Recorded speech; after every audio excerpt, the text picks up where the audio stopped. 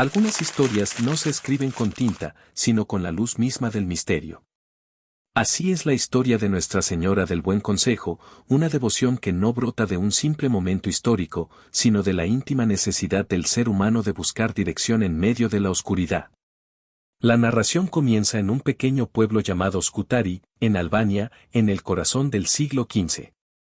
Europa entera, en aquel entonces, se encontraba sacudida por tensiones religiosas, guerras territoriales y el avance implacable del Imperio Otomano.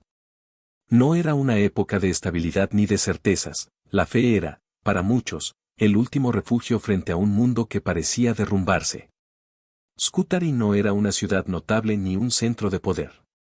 Era un sencillo poblado de agricultores y pescadores, hombres y mujeres cuyo día a día transcurría bajo el peso de la necesidad, pero también bajo la esperanza profunda depositada en la Virgen María. No era extraño ver familias enteras reunidas alrededor de una pequeña imagen o de un altar improvisado, suplicando protección, consuelo y fuerza. Fue en ese ambiente de humildad y fervor donde surgió un acontecimiento que escapaba a toda lógica humana, una imagen de la Virgen, sosteniendo en brazos al niño Jesús, ambos coronados. Apareció de forma milagrosa en una iglesia del pueblo. No hubo noticia de artistas, ni caravanas, ni encargos.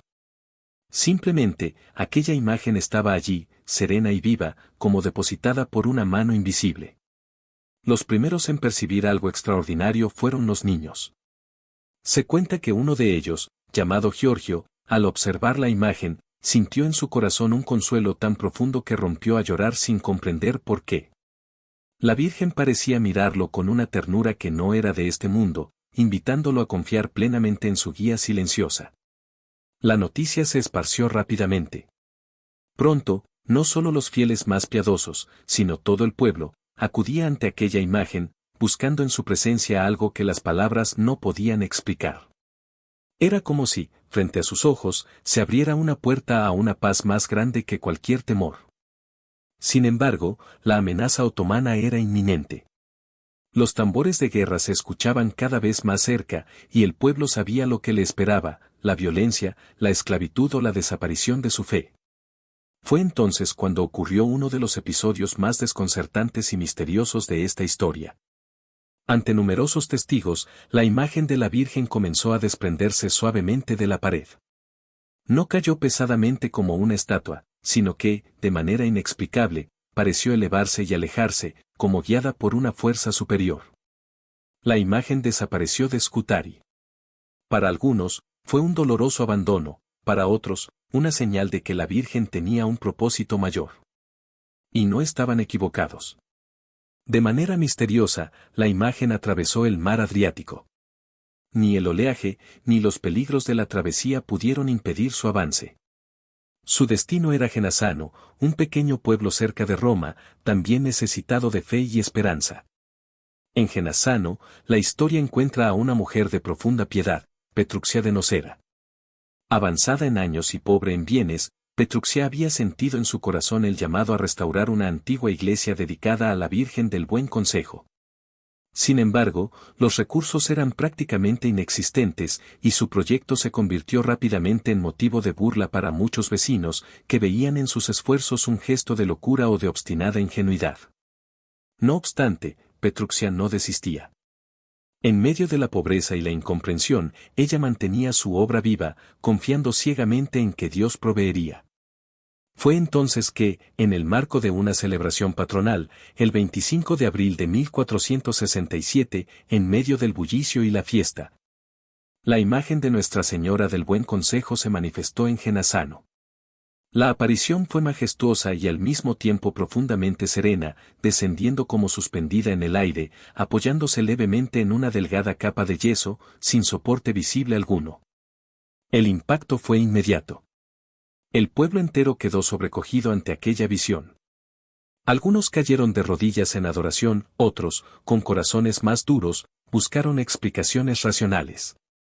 Se hablaron de espejos, de trucos, de engaños, pero ninguna palabra pudo disipar la atmósfera sobrenatural que envolvía aquel lugar. Desde ese día, la pequeña iglesia se convirtió en un centro de peregrinación.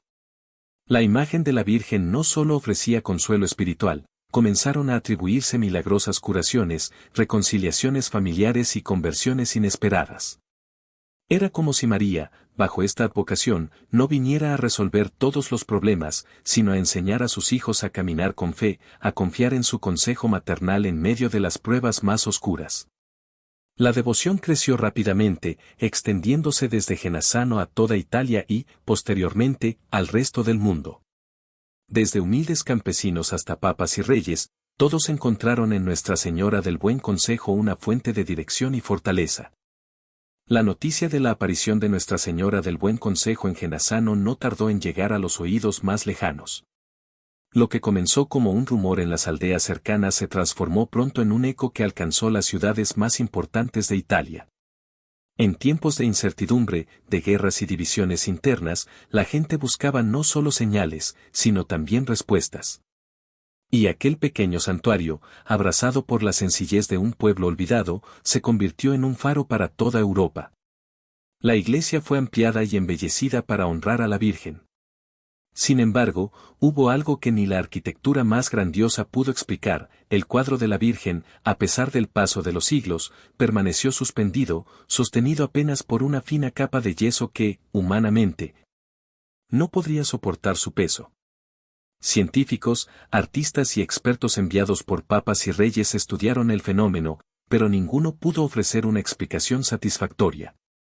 La imagen parecía desafiar las leyes de la física, como un signo constante de que la fe, al final, trasciende todo límite humano.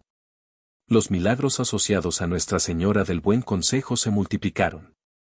Testimonios de sanaciones imposibles, reconciliaciones familiares, conversiones de corazones endurecidos llegaron de todas partes. Entre los devotos más ilustres se cuentan santos como San Alfonso María de Ligorio, San Juan Bosco y San Pío X, quienes no solo promovieron la devoción, sino que acudieron a ella en busca de orientación en momentos cruciales de sus vidas. La historia nos muestra que incluso el papado encontró refugio bajo su amparo. Cuando León XIII fue coronado papa, mandó colocar una imagen de Nuestra Señora del Buen Consejo en su estudio privado. Antes de tomar decisiones importantes, se recogía en oración frente a ella, buscando no su propio criterio, sino el consejo de aquella que llevó en su vientre al consejero admirable. La devoción fue propagándose, lenta pero inexorablemente, por todo el mundo. Congregaciones religiosas tomaron su nombre, y cada 26 de abril, la iglesia entera recuerda con solemnidad a Nuestra Señora del Buen Consejo, rogando su intercesión en los momentos de duda, de confusión y de desasosiego. En el año 1903, el Papa León XIII, profundamente devoto, aprobó oficialmente la invocación de Madre del Buen Consejo en las letanías lauretanas, sellando así la importancia de esta advocación dentro de la piedad popular católica. Hoy, en un mundo que muchas veces parece perdido en su propia soberbia, donde el ruido y la prisa intentan sofocar la voz de Dios, la figura de Nuestra Señora del Buen Consejo resplandece como un recordatorio urgente. No estamos solos. Hay una voz materna que nos llama al silencio interior, a la prudencia, a la escucha atenta de la voluntad divina. La historia de esta advocación no es simplemente la historia de una imagen milagrosa. Es el testimonio de que el cielo no abandona a quienes, incluso en la noche más oscura, siguen buscando la luz.